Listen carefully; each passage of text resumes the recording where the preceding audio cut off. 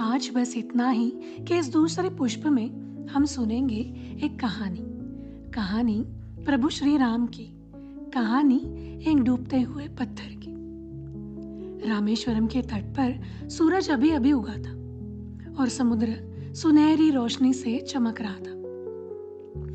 वानरों की विशाल सेना उत्साह से इधर उधर दौड़ रही थी।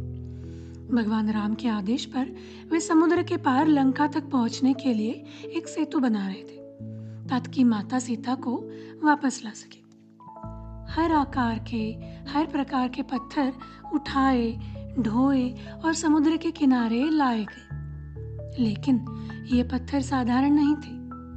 हर पत्थर पर श्री राम लिखा हुआ था।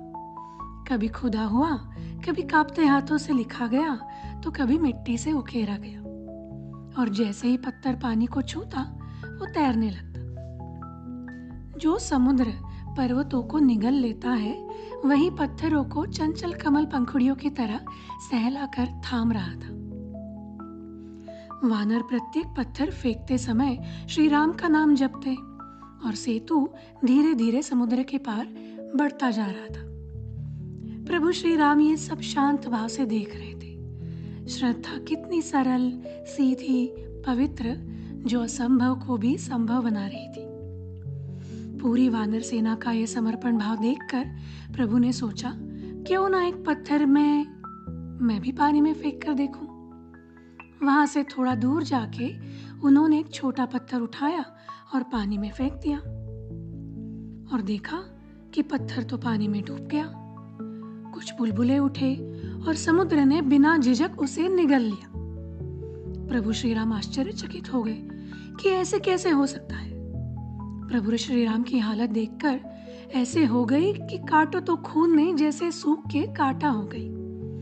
पीछे मुड़कर उन्होंने देखा कि कोई देख तो नहीं रहा। तभी झाड़ी में से हनुमान जी प्रकट हो जाते और नाच नाच के कहते, प्रभु मैंने देख लिया, अब मैं सबको जाके बताऊंगा कि क्या हुआ। प्रभु हनुमान जी से कहते हैं, हनुमान सबको जाके क्या बताओगे? तो हनुमान जी बोलते हैं, हे प्रभु, इस पत्थर का डूबना तो निश्चित है। स्वयं भगवान ने जिसका हाथ छोड़ा वो तो डूबेगा ही ना। आपका नाम लिख के जब हम पत्थर फेंकते हैं, वे इसलिए तैरते हैं क्योंकि हम उन्हें पूरी श्रद्धा से फेंकते हैं। आपकी भक्ति से, आपकी भक्ति उस चीज को भी उठा लेती है जो डूबनी चाहिए। आपका स्पर्श संसार को थामने के लिए है, संसार द्वारा थामे जाने के लिए नहीं। हनुमान जी की आंखें अपने प्रभु के प्रति प्रेम और भक्ति से चमक उठी। हे प्रभु, आपका मात्र नाम पत्थर पे लिख देने से वो तैर गए, परंतु जिसे स्वयं आपने त्याग दिया उसका डूबना तो निश्चित है ना। प्रभु श्री राम के अधरों पर फिर से शांत, स्नेह भरा हास्य उमड़ पड़ा। उन्होंने हनुमान जी के सर पर हाथ रखा। हनुमान जी ने जयघोष किया, जय श्री राम, और नए उत्साह से सेतु निर्माण में लग गए। समुद्र भी मानो दिव्य सुरों में गुनगुनाता रहा, और इस प्रकार सेतु बना, पत्थर दर पत्थर, नाम दर नाम, श्रद्धा पर टिका हुआ, ना कि बाहुबल पर, बल्कि भक्ति के अमर बल पर। तो प्यारे श्रोताओं, ये कहानी हमारे गुरुजी स्वामी श्री निस्पृह स्पंदन जी ने एक सत्संग के दौरान सुनाई थी। इस कहानी के माध्यम से वो हम शिष्य गणों को 2 सीख देना चाह रहे हैं। पहली ये कि आपका आपके गुरु के प्रति या फिर इष्ट के प्रति भक्ति भाव दृढ़ होना चाहिए, और ये भक्ति भाव तभी दृढ़ होगा जब आपका उनके प्रति पूर्ण विश्वास और समर्पण होगा। मेरा गुरु या मेरा इष्ट ही मेरा है, बाकी कोई मेरा नहीं। मैं भगवान का और भगवान मेरे, बाकी पूरा जगत मिथ्या है। इसे ही सच्चा भक्ति योग कहते हैं। आपका अपने इष्ट के प्रति, अपने गुरु के प्रति समर्पण आपके चारों ओर एक अद्भुत संसार का निर्माण कर सकता है, जहाँ भय और द्वंद्व की कोई आशंका नहीं होती। हमारी प्राथमिकता हमेशा ही हमारी भक्ति होनी चाहिए। उसके बदले वो हमसे क्या करा रहा है, हमें उभार रहा है या डुबा रहा है, ये उसका काम है, हमारा नहीं। हमें तो बस हमारी भक्ति में ही अडिग रहना है, फिर असंभव से असंभव कार्य भी पूर्ण हो जाएंगे। दूसरी सीख, गुरुजी ये सिखाना चाह रहे हैं, नाम भगवान। हाँ, नाम भगवान, नाम भगवान की महिमा। कितनी सुंदर संज्ञा है ना, नाम भगवान। भगवान से बड़ा भगवान का नाम, अर्थात नाम भगवान। परमात्मा तक पहुंचने का सरल साधन है उसका नाम, फिर चाहे आप राधा जपो या राम। जब एक साधक निरंतर नाम जप करता है तो उससे ऊर्जा उत्पन्न होती है। जैसे जैसे आपका नाम जप बढ़ता है वैसे वैसे ये ऊर्जा सघन होती जाती है। जितने प्रेम से, भाव से और उसमें डूब के आप नाम जप करोगे तो ये सघन होती हुई ऊर्जा धीरे धीरे आपके नाम भगवान का मूर्त रूप लेती है और आपके अंदर से आपके इष्ट, आपके नाम भगवान प्रकट होते हैं और आपको आपके इष्ट का, आपके भगवान का साक्षात्कार होता है। इसीलिए कहते हैं कि भगवान से बड़ा भगवान का नाम। नाम भगवान की महिमा जानने के लिए हम एक और छोटी कहानी सुनते हैं। हनुमान जी का चरित्र भगवान के नाम की महिमा का एक और ज्वलंत प्रमाण है। सुकांत नाम के एक राजा थे। एक दिन राजा सुकांत प्रभु श्री राम से उनकी राज्यसभा में मिलने जा रहे थे। तब द्वार के बाहर देवर्षि नारद उनसे मिलते हैं और अपनी लीला दिखाते हुए उन्हें ये कहते हैं कि अंदर तो बहुत सारे ब्रह्म ऋषि बैठे हैं, आप सबको प्रणाम करना, परंतु बस विश्वामित्र जी को प्रणाम मत करना, क्योंकि मूलतः तो वो क्षत्रिय है, ब्राह्मण नहीं। जब राजा सुकांत राज्यसभा में जाते हैं तो सारे ऋषियों को प्रणाम करते हैं सिवाय ऋषि विश्वामित्र के। विश्वामित्र अत्यंत क्रोधित होते हैं और प्रभु श्री राम को कहते हैं कि हे राजा, आपकी राज्यसभा में एक ऋषि का अपमान हुआ है।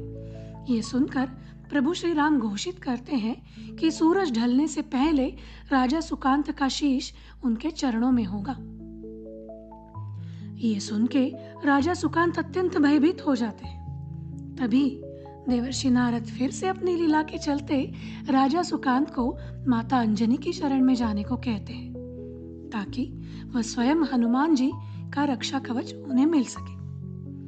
राजा सुकांत माता अंजनी के पास जाते हैं और उनसे उनकी रक्षा की याचना करते हैं। माता अंजनी त्वरित हनुमान जी को कहती है कि राजा सुकांत अगर उनकी शरण में आए हैं तो हनुमान जी को उनकी रक्षा प्रभु श्री राम के बाणों से करनी ही पड़ेगी। हनुमान जी के पास राजा सुकांत की रक्षा करने के अतिरिक्त कोई पर्याय नहीं बचा था, क्योंकि ये तो स्वयं उनकी माता का आदेश था। अब एक और माता है और एक और उनके सर्वस्व, उनके स्वामी प्रभु श्री राम। तभी हनुमान जी राजा सुकांत को एक निर्जन जगह ले जाते हैं, क्योंकि सूर्यास्त का समय निकट आ चुका होता है।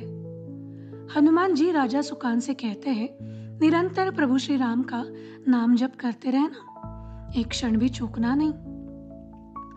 राजा सुकांत नाम जप करने लगते हैं और हनुमान जी स्वयं प्रभु का नाम जपते जपते राजा सुकांत के आजू बाजू नाचने लगते हैं और अपने नाम सुमिरन में तल्लीन हो जाते हैं। यहाँ प्रभु श्री राम बाण चलाते हैं, परंतु वो बाण राजा सुमिरन के पास आके उनकी 2 बार प्रदक्षिणा करके लौटता है। प्रभु श्री राम आश्चर्यचकित हो जाते हैं कि ऐसा क्या घट गया कि मेरा चलाया हुआ बाण वापस आ गया। प्रभु श्री राम के आदेशानुसार लक्ष्मण राजा सुकांत जहाँ हैं वहां जाते हैं और एक अद्भुत नजारा देखते हैं।